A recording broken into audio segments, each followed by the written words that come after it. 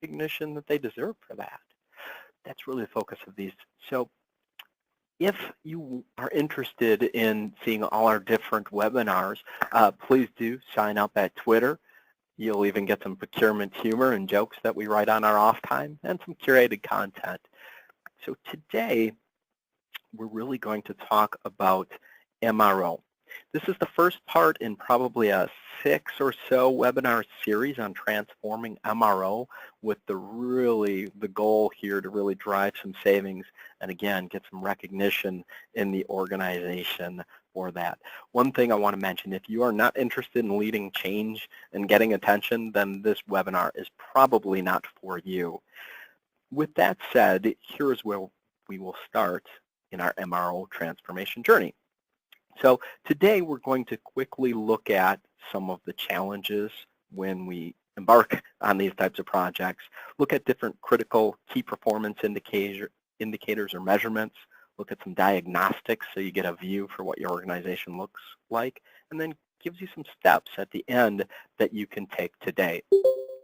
But before I jump in, I just wanted to share a quick story about a pilot project we just completed with a mid-market manufacturer. The project was for industrial and electrical MRO, 2 projects really, generated about 16% purchase price savings, cut freight costs in half, improvements of about 5 to 10% in productivity on those, and we believe there's going to be utilization improvements as well in the equipment. It's just a little too early to tell as that was just a recently completed project, but we'll definitely be measuring that.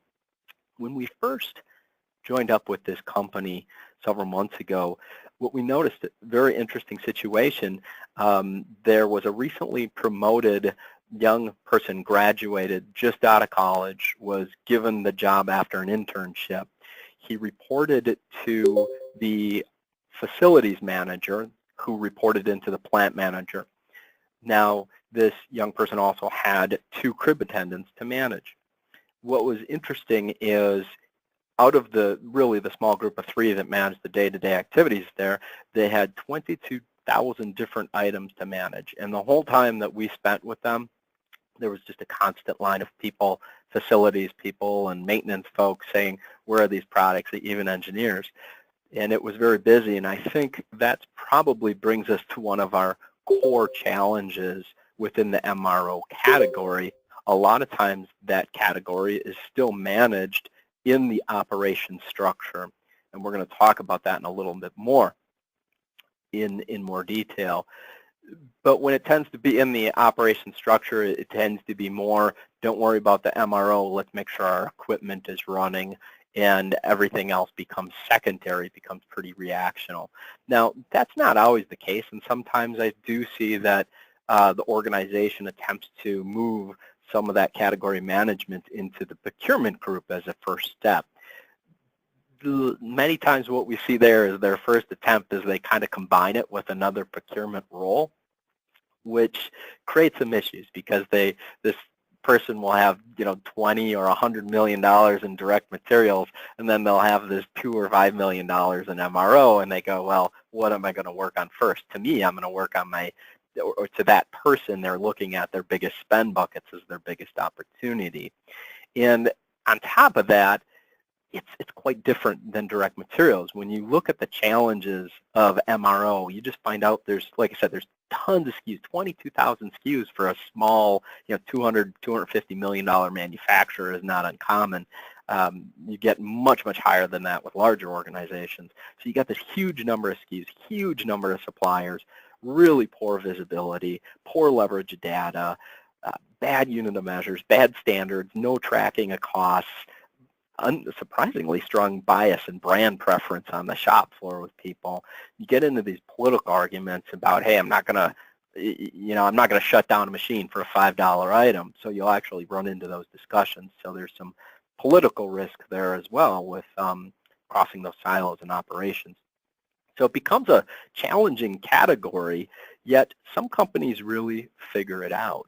When you start to reprioritize and look at it past just the spend bucket and say, what is the opportunity to improve the organization if I do MRO and manage it correctly, you start to see it as a bigger opportunity.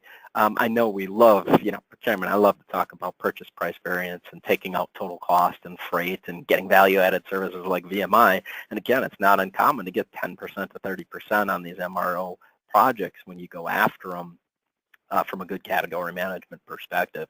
At the same time, it means so much more than that. Look at the difference between laggards, meaning poor performers, versus top performers, best in class. A 15% difference in operating margins that they can correlate strongly to the management of MRO. And why is that? Well, less unscheduled downtime, better asset utilization, lower facilities costs, lower purchasing costs aren't showing on here. They're also not showing lower overhead costs when you talk about some of the other areas where MRO cost impacts. So the gap between those poor performers and those best in class are really huge.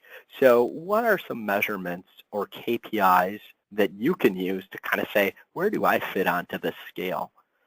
Well, when we conduct MRO audits, K2 sourcing, we'll go into a company and we'll take about 30 to 60 different measurements across a lot of different areas. The ones I'm showing here are always some of the critical ones that seem to jump out at me and have a pretty big impact. I'm not going to go through each one of these bullet points.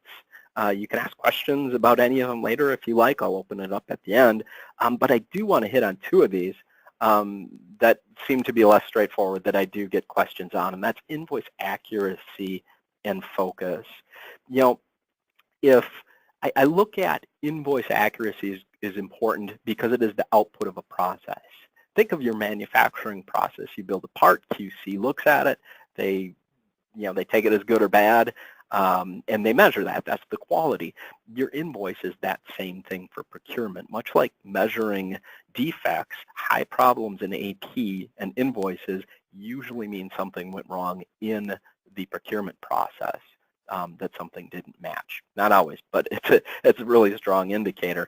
And it's also a very strong indicator. A lot of these companies, MRO throws off an incredible number of purchase orders and invoices typically.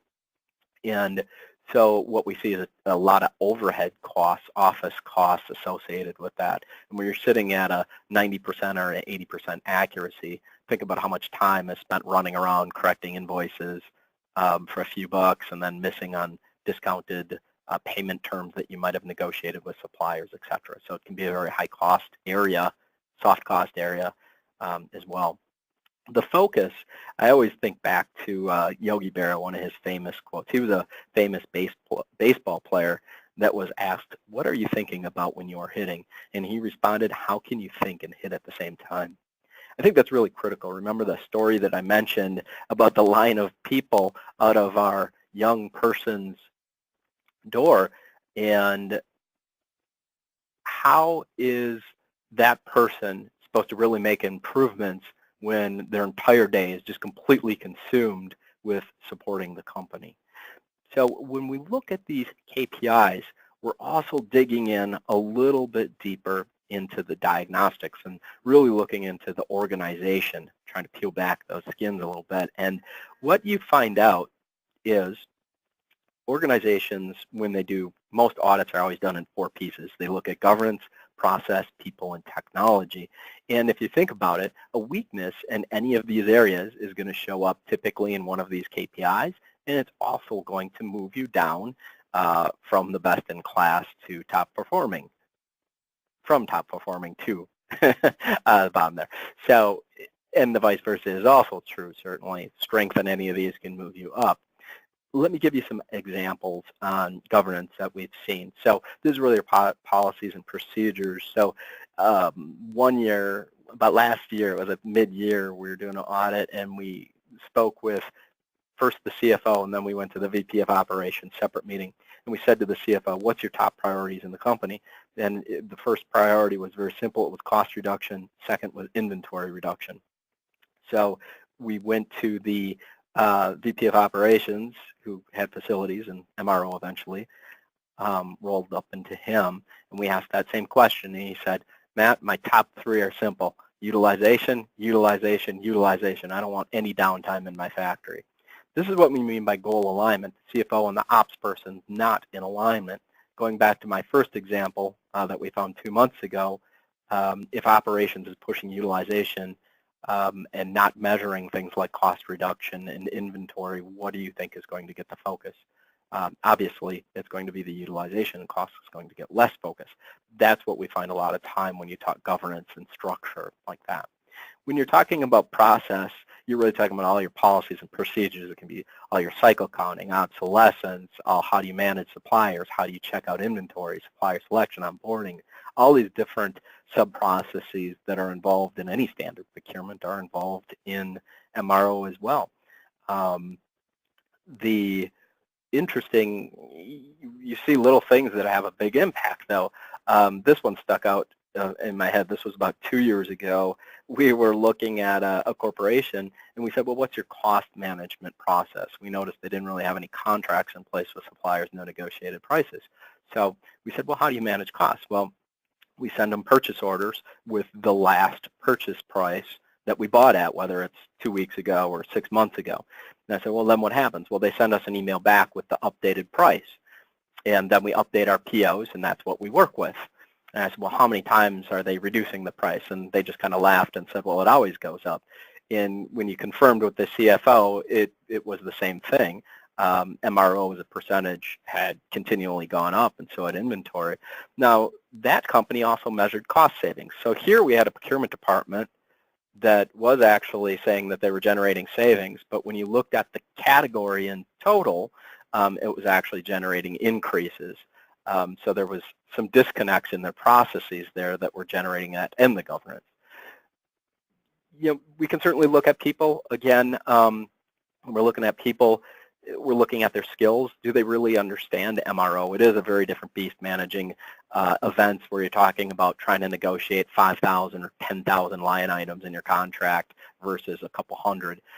When you're managing huge tail end spells, tail end spends, and a lot of low value items. It's very different from direct materials, and it's managed very differently. So do the people have expertise? A lot of times we go into the organization and we see they're not trained in strategic sourcing whatsoever or category management.